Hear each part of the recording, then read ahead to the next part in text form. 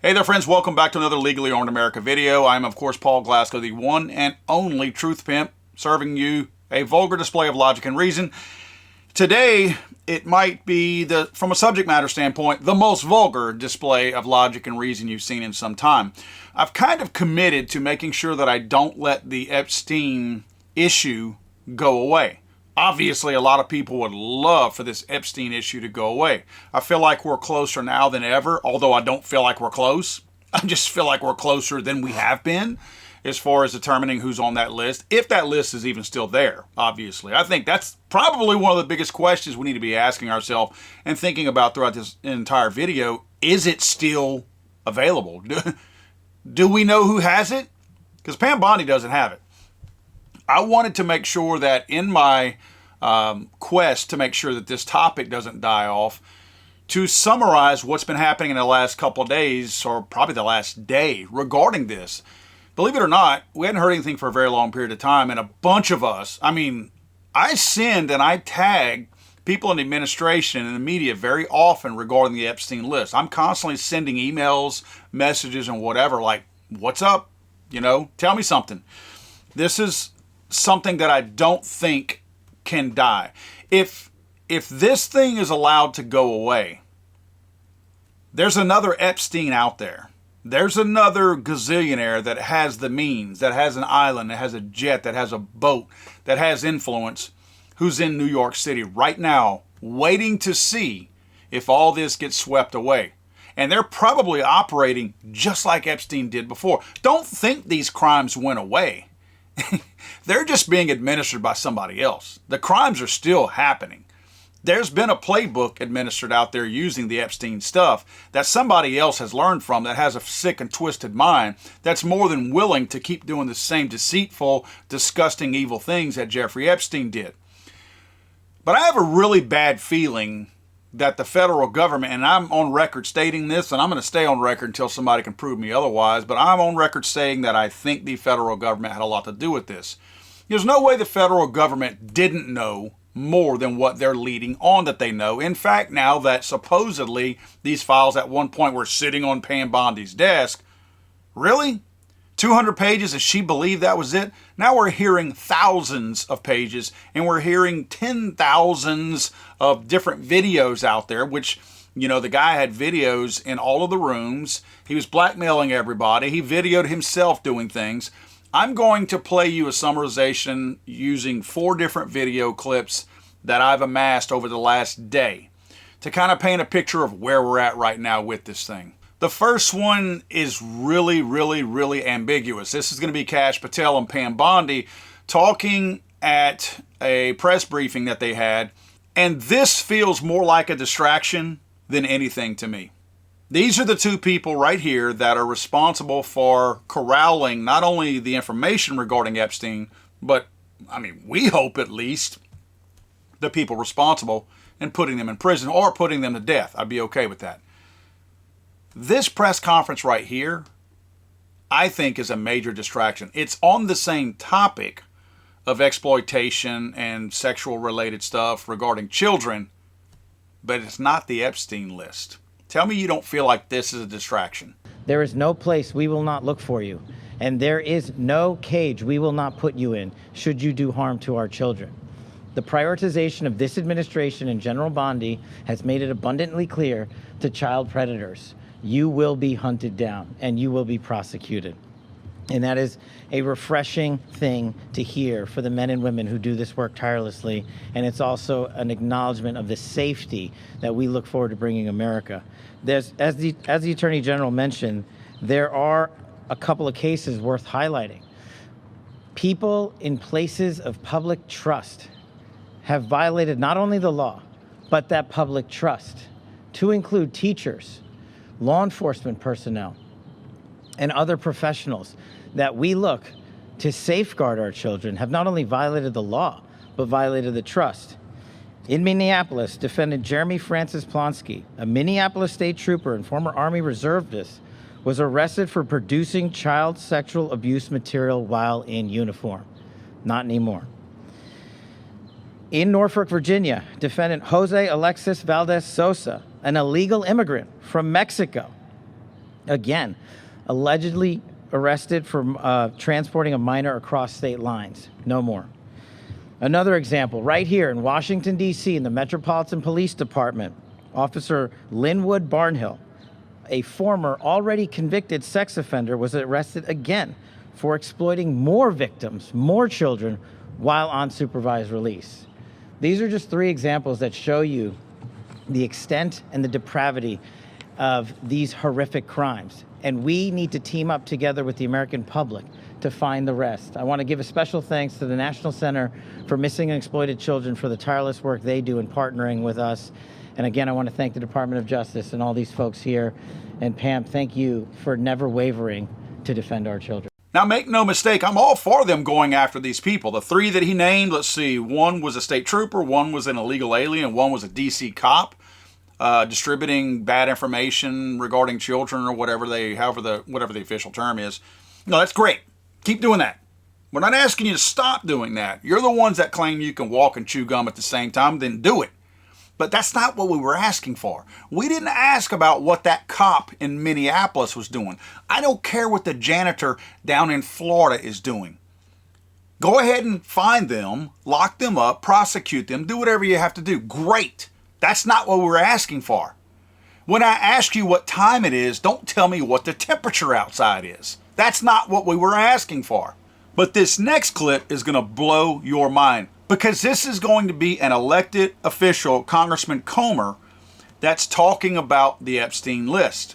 He's emphatic about it. Now remember, this is somebody that knows more than you and I know, knows more than the media knows.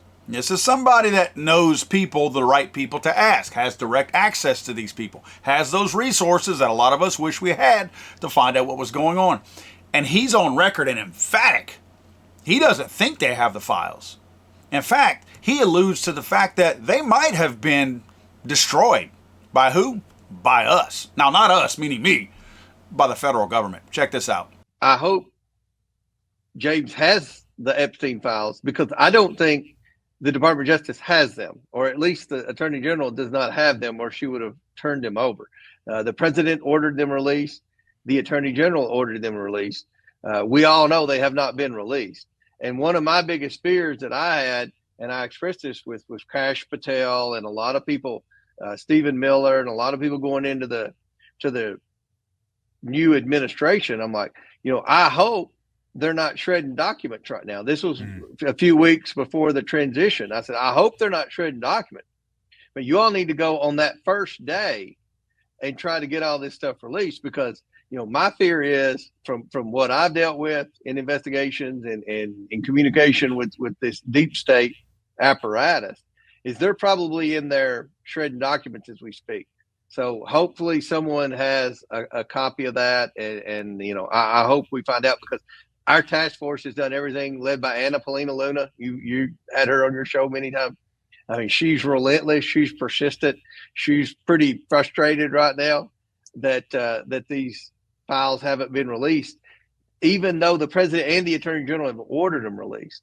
But, it's like I told Anna the same thing I told Patel and everybody else. I'm like, you assume that somebody in the deep state said, okay, we'll just put these in a file back here, this incriminating evidence on everybody, and maybe the next administration can do whatever they want to do with it. If the government wasn't involved, I don't think they would have any reason to protect Bill Clinton or Hillary Clinton. They're never going to be elected anything again. I don't think they would have any reason to protect Bill Gates or anybody else. The concern I've always had about the Epstein file was the government involved. Did the government know? Was the government using Epstein and the videos to blackmail the most influential people around the world? If that's the case, then they knew there were victims of sex crimes there, and they did nothing. So that's the concern I have. If the government covers this up, I don't believe it's because of any love affair or affection for the Clinton family. Just like I never believed they were hiding and covering for the Bidens because they loved Joe Biden. It was because they hated Donald Trump, and they didn't want their agencies to be disrupted. The same thing with the Epstein files. I don't know this, but my concern is that the government may have known a lot more and may have been an active participant, maybe with the intentions of intelligence gathering. Who knows? But at the end of the day, I don't think the American people would be okay if the government knew that crimes against young women were occurring, and yet they did nothing to intervene. The things that stick out to me is him saying, I don't think they have the files. He mentions twice about the possibility that he, or at least stating that he wished and hoped that in those first days when Biden and them bailed out, that they weren't in there shredding things, information, all those. I will say this, I've had a lot of IT guys that watch this program that have reached out to me and explained to me that, yeah, they can shred all they want. The stuff is still there. In other words, if it was on a computer somewhere, unless they completely obliterate and destroy and disappear those hard drives, we can still track it. They can shred all they want. As long as the hard drives and the devices are still there, we have a shot at gathering that information. In fact, it's probably pretty easy. One of the guys out there, and I don't recall the guy's name, but I want to thank you for passing that information on to me. He made a great point that I hadn't even thought of. He said, whenever they delete information, delete files and delete folders off of a hard drive, he goes, that makes our job easier. Because now all we have to do is go look at what they deleted. He said if they don't delete it, then we have to look at everything.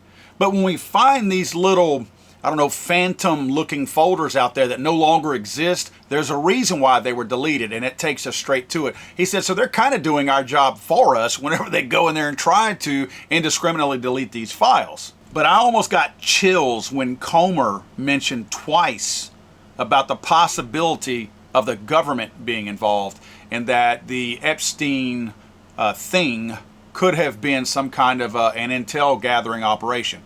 I totally believe that. I think he's 100% spot on.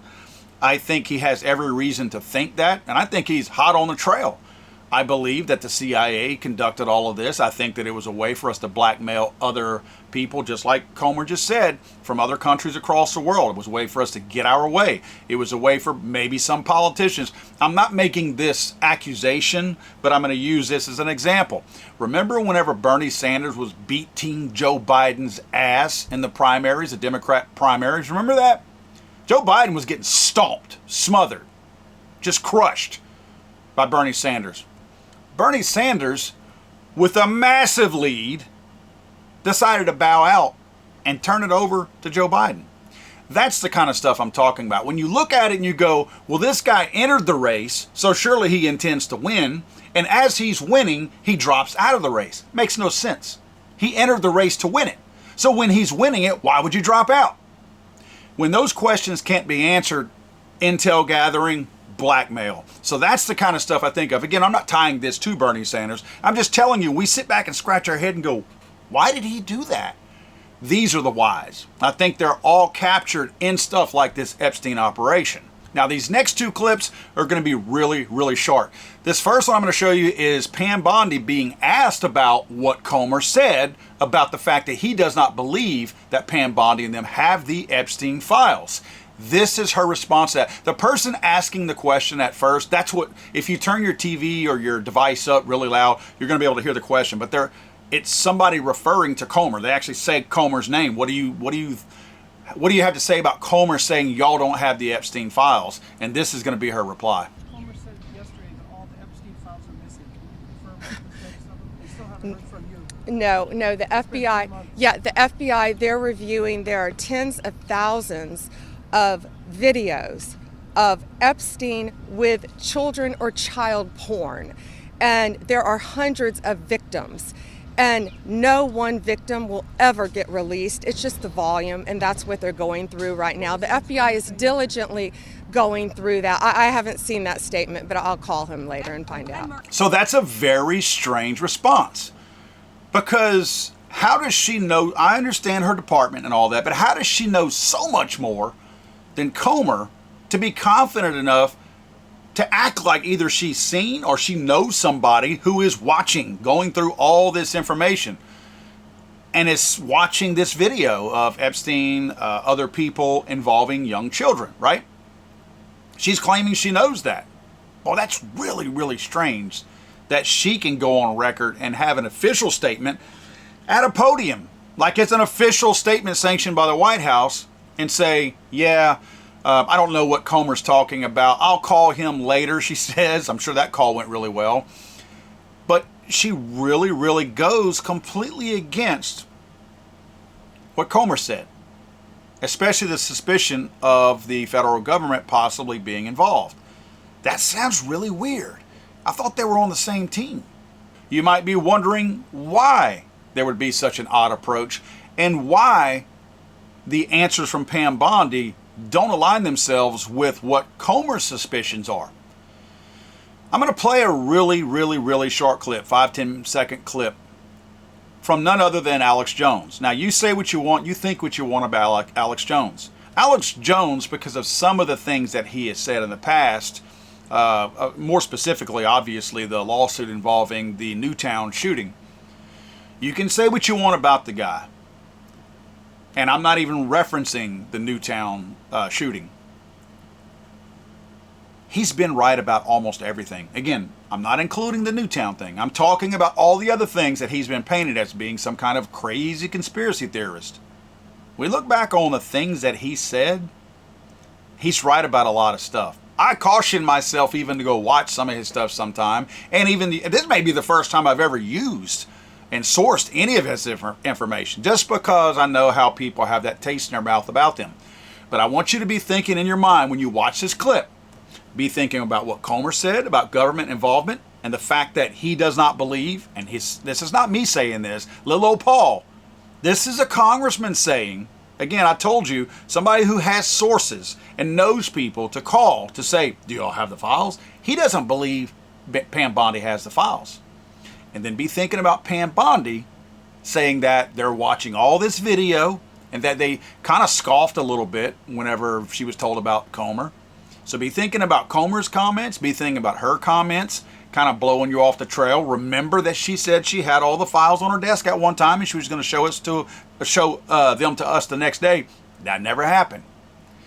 And then watch this clip from Alex Jones, and you don't tell me that there's something really weird going on. He wouldn't say who in the Trump administration was involved somehow with Epstein. I made some calls and was told Pam Bondi from very trustworthy, smart people connected. And so the word is the Trump administration pretty much already knows this is coming. Guys, a couple of these clips, watching them together, they give me chills because we know the federal government is dirty. We know that. Every government in the world is dirty. I think we're one of the dirtiest. Very, very corrupt.